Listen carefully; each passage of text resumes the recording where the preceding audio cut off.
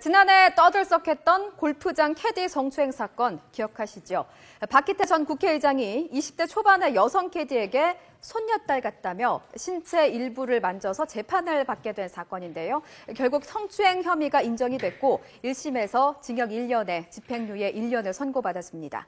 그런데 건국대학교가 박희태 전 의장을 로스쿨의 석좌 교수로 다시 임용하려 해서 논란이 빚어졌습니다. 학생들은 반발했습니다. 성추행으로 사회적 물의를 일으켰는데 석좌 교수로 재임용하는 건 학교의 위상을 떨어뜨리는 일이라고 주장했는데요. 학교 측은 항소심 판결이 나지 않았다. 무보수 명예직인 석좌 교수에게 전임 교수처럼 엄격한 기준을 적용하는 건 무리가 있다. 이렇게 주장하다가 결국 석좌 교수 재임용을 결정을 철회했습니다.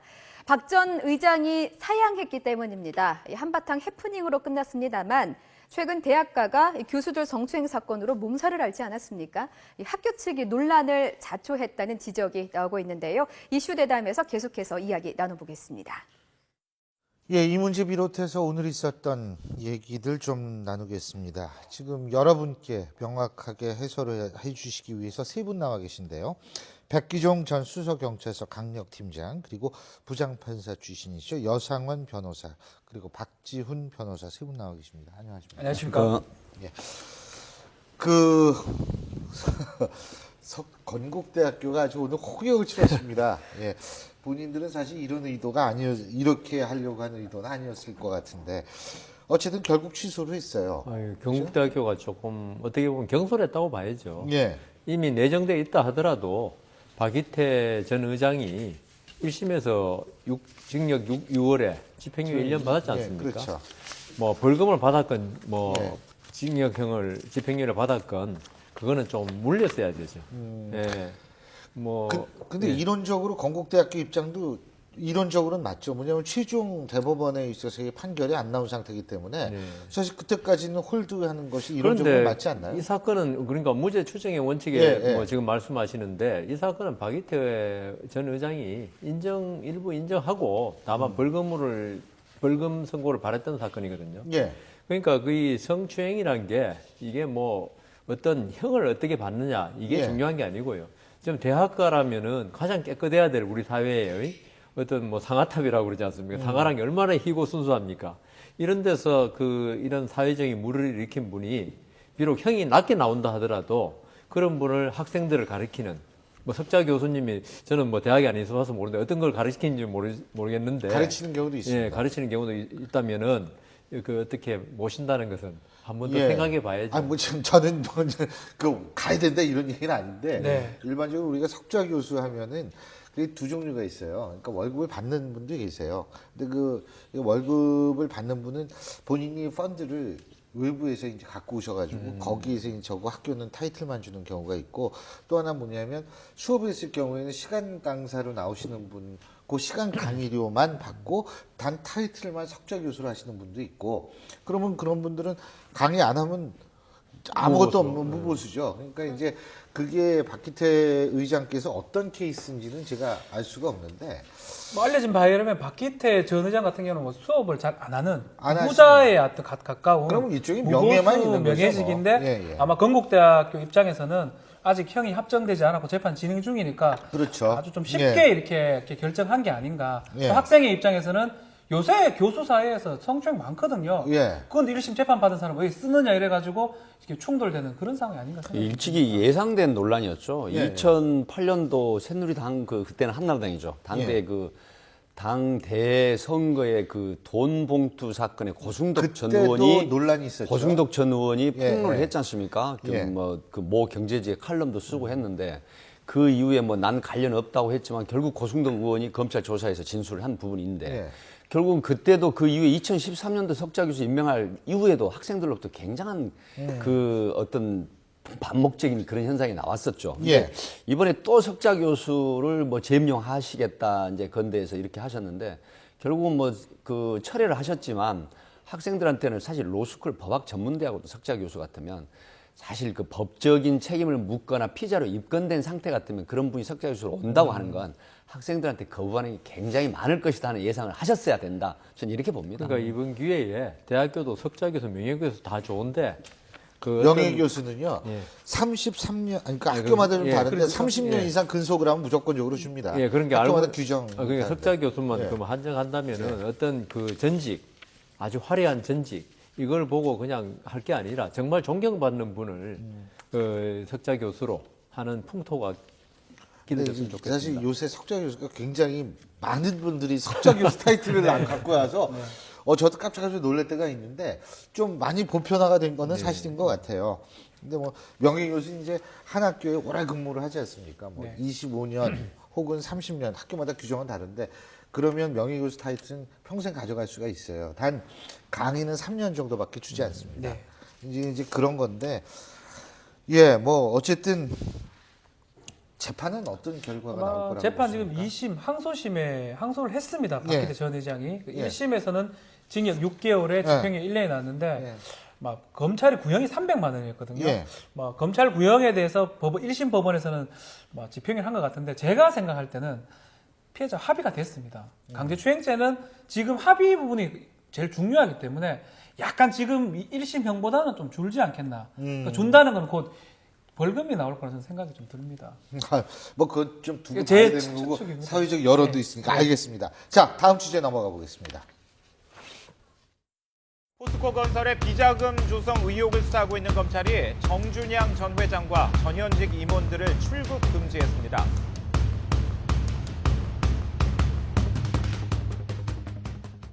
예, 저희가 박찬종 변호사와도 함께 이 부분에 대해서 얘기를 했는데 이 부분 요새 하도 주목을 받기 때문에 다시 한번 얘기를 안 할 수가 없을 것 같은데 자, 그 포스코 관련 수사 네.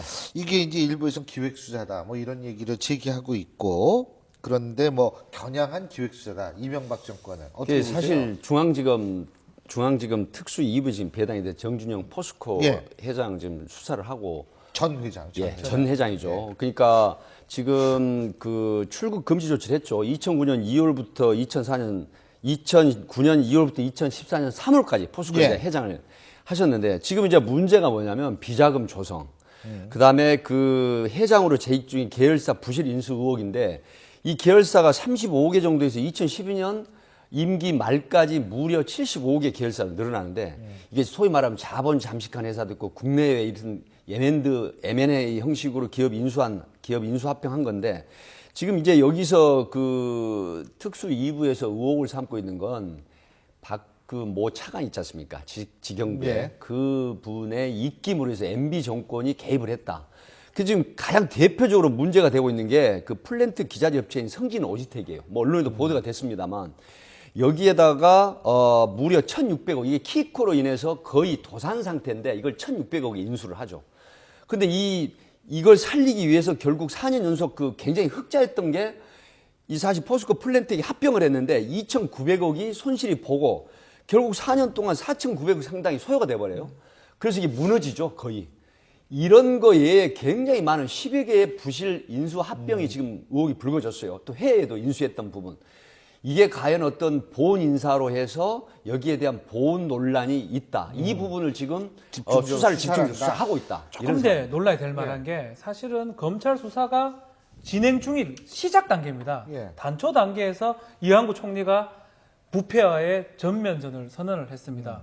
결국은 사실은 어떤 진행을 해가지고 어느 정도 성과가 났을 때 만약 그 선언을 했다면 어떻게 보면 지금 이재호 의원이 상당히 반발하고 있거든요. 네. 그러지 않을 겁니다. 왜냐하면 어느 정도 남는 거는 조사를 해야 되고 마무리를 지어야 되기 때문에. 근데 지금은 아마 잘 모르겠지만 내사 정도였고 시작 단계에서 지금 이제 본격적으로 공식적인 그렇죠. 수사는 이제 시작이다. 시작인데 네. 이완구 총리가 이렇게 하자, 부패 척결을 하자, 해외 자원 개발 조사를 하겠다 이런 얘기를 함과 동시에 결국 검찰 입장에서는 강하게 나가야 되지 않나. 또 친이익의 입장에서는 방어막을 칠 수밖에 없는 거거든요. 혹시나 우리를 상대로 한 기획 수사를 하는 거고 청와대, 총리, 검찰이 한 통속에 대해서 하는 게 아닌가. 그러니까 그런 의혹이 될 수밖에 없는 상황인 거죠. 근데 제가 볼 때는 총리가 이번에 나선 건 아주 이례적이고 제 생각에는 격에 맞지 않다고 생각하는 게 법무부 장관도 있죠. 이런 선언을 하면 안 됩니다, 원래. 검찰총장 정도가 할 수 있는 거지. 이런 아니 뭐 선언은. 포스코를 겨냥해서 얘기한 건 아니잖아요. 아닌데, 아니. 그냥 그 부정부패를 발버둥 세고 나겠다. 예. 그런데 그게 바로 수사하고 바로 직결되니까 예. 그런, 저 의혹을 낳을 수밖에 없고요. 저는 오히려 이게 그 어떤 친이계에 대한 어떤 견제구 아니냐. 저는 그렇게 생각합니다. 왜냐하면은 지금 박근혜 대통령이 어떤 개혁 입법, 그다음 경제 입법 이런 걸 할 때마다 구친이계에서 상당히 좀 저항하는 듯한 모습을 많이 보여왔었거든요. 이재우 의원을 필두로 해서. 그래서 그 어떤 거기에 대한 견제용도 되지 않느냐.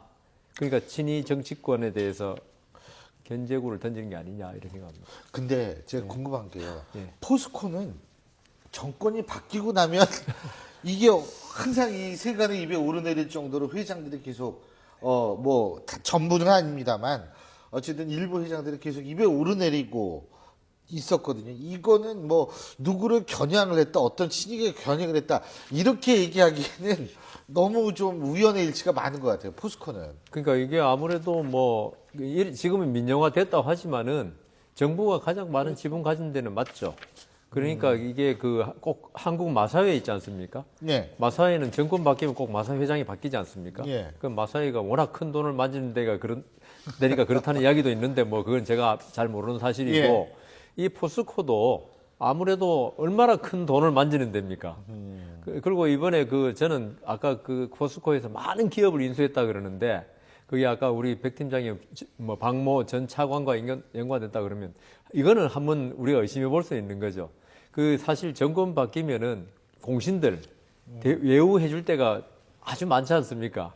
그러면 포스코에서 많은 기업을 인수했다. 그러면 사장도 가야 될 거고 감사도 가야 될 거고 이사도 가야 되면은 그 한 자리씩 줄 수 있는 그런 게 생기지 않나요? 근데 지금 그 신 교수님 말씀하셨지만 이 포스코 PNS라고 이게 1,300억 원 역외 탈세도 좀 수사하고 있는데 이게 이제 우리 그 박근혜 대통령 정부 역외 탈세랑은 해외에서 그렇죠. 예, 탈세를 그거를 유장을 해서 예. 그런데 무려 1,300억 원의 포스코 PNS 예. 의혹인데 이게 뭐냐면 2013년도 박근혜 정부 이제 그 들어서면서 이게 국세청에서 고발한 사건입니다. 예. 근데 지금까지 수사가 진행이 되고 있는데 이번에 그 중앙지검 특수위부에서 맞물려서 이걸 같이 하고 있거든요. 그렇다고 하면은 이게 지금까지 파일로 가지고 있다가 모든 의혹을 한꺼번에 수사를 하는 이런 형태가 되고 있기 때문에 지금 일각에서 얘기하는 정준영 회장과 그다음에 MB 때 MB 그의 친형이 이상득 의원과 굉장히 각별한 걸로 알려져 있거든요. 모든 언론에 노출이 돼 있었던 상황이라 이게 과연 기획수사냐 표적수사하는 부분도 논란의 여지가 있죠. 지금. 사실 뭐 저는 이래 봅니다. 기업 아주 큰 기업입니다. 우리나라에서 뭐 세계 아유, 5위, 그럼요. 4위 그 정도인데 그럼에도 불구하고 거의 국민화된 기업이거든요. 정부와 연관이 있고 그러다 보니까 항상 회장은 정부 사람을 쓰다 보니까 그 후 정권에 봤을 때는 이 포스코를 건드리기가 좋은 것 같아요. 어떤 이권을 많이 갔을 거라고. 뭐 삼성이나 현대를 하긴 어렵거든요. 오너가 확실히 오너가 있으니까. 확실히 있기 때문에 사기업이 확실하기 때문에 그러다 보니까 포스코는 정권이 바뀔 때마다 어떤 식으로든지 뭐 박태준 회장부터 해가지고 계속 조사를 받았었거든요. 박태준 회장 그리고 뭐 실제로 이제 그 바뀌었지 않습니까? 그래서 회장들이 계속 정권 바뀌었잖아요. 바뀌니까. 그 회장이 이게 예, 뭐 예. 회장이 예, 선출직 예. 비슷하게 정권에서 찍어주는 예, 그런 예. 느낌이기 때문에 후 정권 입장에서는 가장 입맛을 다실 만한 건드리기 좋을 만한 그런 게 아닌가 좀 생각이 좀 듭니다. 근데 어쨌든 지금 이번 수사 결과를 어떻게 예상하세요? 뭐 여 지금 변호사님? 그 총리까지 나서 가지고 이 부패 척결을 외쳤고 이어서 수사가 지금 개시되고 있지 않습니까? 근데 이제 그 총리가 얘기한 건 포스코 수사이라 이게 아니고 포스코 자원외교 그다음에 방산 비리 쫙 이제 한 거죠. 뭐 그걸 떠나서 그래서 제 생각에는 총리가 그렇게 말할 정도면 대통령과 교감은 있었다고 보이고요. 예. 그다음 대통령 교감이 있었다는 거는 밑에 그 법무참모진에서 이미 다 여기에 대해서는 검토가 자신이 끝났다. 있다. 왜냐하면 이게 만일에 그렇게 됐는데 포스코가 무혐의다. 이러면은요 보통 사건 검찰 수사하다가 무혐의 나면은 그 수사팀만 뭐 조금 체면 구기면 되지만은 총리까지 나서가지고 하고 사실 지금 이제 그 연관성을 이제 아니라고 하시는데 연관성이 있다고 한다면 가정이죠. 네. 그런데 만일에 이게 무혐의다 이러면 그걸 말했던 총리부터 전부 다 이게 이미지 국이고 이미지를 구기고 지금 뭐 오늘 보니까 이완구 총리가 예. 지금 대선 후보로서 김무성 전 대표에 바로 이어서 있던데 대선 후보 전략에도 상당히 지장이 있는 거 아닌가요? 근데 사실은 부정부패는 없어져야 되는 거죠. 제가 볼 때는 그것이 뭐 의도가 어떻게 됐던 뭐 여러 가지 얘기가 나오든 무슨 얘기가 나오든 부정부패 없애는 거야. 그건 누구도 아무도 얘기할 게 없는 거죠. 다만 사실은. 타이밍입니다.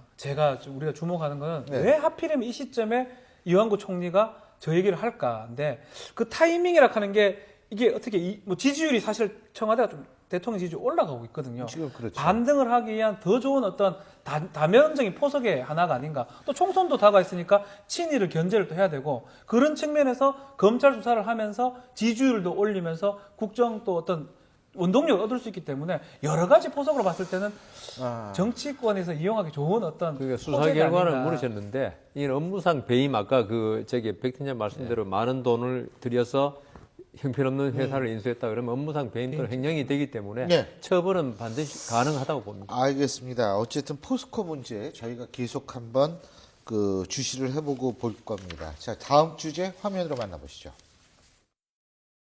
국회의원 정수를 360명으로 확대하고 국회의원 특권을 축소해서 총 비용을 동결하자는 안입니다. 예, 오늘 심상정 정의당 원내대표가 얘기를 한 겁니다. 어제였었죠. 얘기한 건데 간단합니다, 여러분. 국회의원 정수 60명 늘리고 그 대신에 국회의원 월급 20% 깎자 이거예요. 그러니까 우리가 낸 세금의 총액은 그대로, 그러니까 국회의원 월급 우리 세금으로 주지 않습니까? 그건 그대로 놓은 상태에서 요걸 좀 깎아가지고 국회의원 숫자를 늘리자. 지금 이런 얘기입니다. 간단히 얘기한다면. 그리고 참 운전기사 있죠.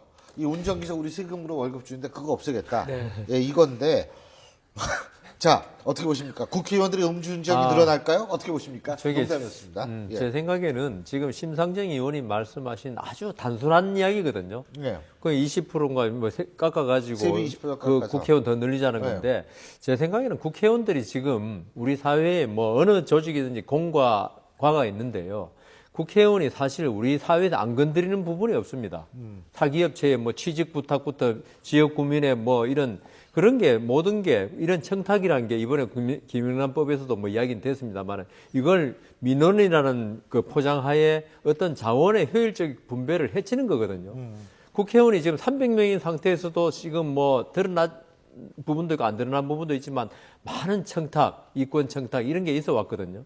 근데 360명이면 그게 60명 더 늘어난다는 겁니다. 예. 예. 그러니까 제 생각에는 이게 국회의원들한테 세비를 깎고 뭐 이게 국민 총 부담이 안 늘어난다가 문제가 아니고 국회의원들이 뭐 훌륭한 국회의원도 많이 계시지만 안 그런 국회의원들이 어떤 국회의원이 해서는 안 될 청탁 이권 개입을 하면서 우리 사회에서 쉽게 말해서 포크 배럴이라고 아시죠? 예. 뭐 정치인은 누구나 포크 배럴 그러니까 자기 지역구에 어떤 예, 뭐 그렇죠. 우리도 그런 거 있죠. 그 청주공항 뭐 양산공항 이런 식으로 전혀 자원이 거기 가서는 안 되는 게 정치인이 있음으로써 가는 그런 그게 결국은 국가 자원의 가장 비효율을 초래하는 거거든요. 그 300명일 때 300건이 있었으면은 360명일 때는 360건이 있을 가능성이 있다는 거죠. 꼭 그런 건 아니지만 그래서 제 생각에는 국회의원 세비 깎고 기사 없애고가 중요한 게 아니고 예. 국회의원들이 그 자격 미달의 국회의원이 어떤 국가의 전체적인 효율적인 자원 배분을 왜곡시키는 그런 게 있을 수 있기 때문에 전 반대입니다. 예. 지역구 육석 줄이고 이거 뭐 난리 날 것 같습니다. 네, 그리고 그럼요. 비례대표 또 하시겠다는 분들은 반갑죠. 66명을 증가하고. 그런데 문제는 기존에 이 심상정 의원이 주장하는 게 사실 이거 아닙니까? 그 권역별 정당 명부 비례대표제 하고 그다음에 대통령 그거는 선거하고 다 광역단체장 인정하니까. 결선 투표제 예. 하자고 그러는데 이게 과연 지금 상황에서 현실적으로 가능한 건지. 그리고 국회의원 지금 300여 명이 세비를 20% 깎고 뭐 지역이라든가 또 그 기사에 대한 이런 것도 20% 이상 깎자. 근데 현행대로 경비는 하되 그대로 지금 깎자고 숫자만 늘리자 하는데 이거예요. 예. 그런데 과연 이게 국민들이 받아들여질 것이며 또 국민들이 과연 납득을 할 것이며 예. 이게 너무 좀 어떤 한타지아적 그런 주장이 아닌가 싶습니다. 아니 개인적으로. 심상정 의원을 이해한다는 측면에서 좀 생각을 해보면 사실은 세비는 그대로라는 거거든요. 또 그리고 이제 국민 세 부담은 없는데 외국하고 비교해 보면 외국은 상하원으로 많이 돼 있잖아요. 거기에 비하면 적기는 적어요 우리나라가. 헌법상은 200 이상만 돼 있고 위로는 무제한이거든요. 그런 의미에서 했는데 또 한편 더 들어보면 이 정의당 같은 경우는 비례대표를 해야 의원을 찾을 수가 있습니다. 막 그런 여러 가지 포석에서 얘기를 했는데 올리자 하면 막 머럭하니까 국민들이 딴 사람들이 세비가 줄이니까 결국 손해보는 게 없다 이런 식으로 이제 얘기를 한 건데 궁극적으로 저는 우리 여상원 변호사님 말씀이 맞다고 생각해요. 그 권력기관 한 명씩 더 늘어날 때마다 돈이 다 더 들거든요, 비용이. 그런 측면에서 보면 조금 문제가 있다 생각이 듭니다. 알겠습니다. 제가 여기서 잘못 얘기했다가는 큰일 날 분위기예요. 그래서 그냥 넘어가겠습니다. 자, 다음 주제로 넘어가 보죠. 앞으로 서울 시내 각급 학교에서 촌지나 불법 상조금을 단속하는 당가위원회 활동하겠습니다. 예, 서울시 교육청이 촌지 근절하겠다 이렇게 나서면서 대책을 발표했는데요. 이게 진짜 교육청이 설명드리려면 김영란법보다 더 어마어마합니다. 설명 좀 해주시죠. 사실 이게 이제 그 촌지를 근절하자는 차원인데 근절해야죠. 네, 물론 근절하는 건 좋죠. 근데 촌지 액수의 10배, 그 다음에 최대 1억 이내에서 이 촌지 신고하면 보장을 하겠다. 근데 또 이게 좀 잘못된 게 있어요.